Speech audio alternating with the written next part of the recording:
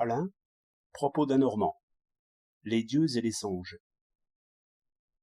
Tous ces discours sur l'Église m'ont conduit à me demander quelle était l'origine de ces croyances si anciennes et si longtemps populaires concernant les miracles, les gens qui s'élèvent dans l'air, sans ailes ni ballons, les dieux qui visitent la terre et les morts qui reviennent parler aux vivants. Je crois que toutes ces croyances viennent des rêves. Quand nous dormons, nous croyons voir des éléments contraires à l'ordre habituel. Nous nous entretenons avec les absents et avec les morts.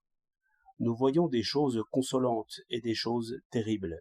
Et il faut déjà un peu réfléchir pour bien distinguer ces vaines images des objets réels que nous percevons étant éveillés. Dans le souvenir, tout cela peut très bien se mêler et se brouiller. Par exemple, il semble que les enfants ne distinguent pas bien leurs rêves et les événements réels. Aussi, je crois que, pendant des milliers d'années, les hommes, semblables aux enfants d'aujourd'hui, ont rêvé sans savoir qu'ils rêvaient, et ainsi ont cru constater des miracles, la présence des dieux et la survivance des morts, d'où supplications et offrandes. On ne sait pas du tout quel est l'homme de génie qui a eu l'idée que les images des songes n'étaient pas réelles. Il y en eut sans doute plusieurs, et, après les avoir entendus, probablement on les tortura et on les tua, comme impies et blasphémateurs.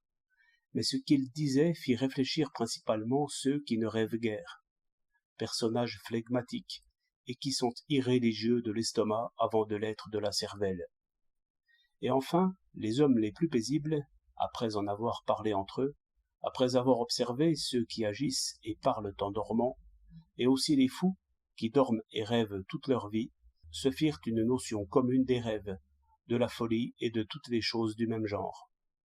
Et tel fut sans doute le premier éclair de la raison parmi les hommes.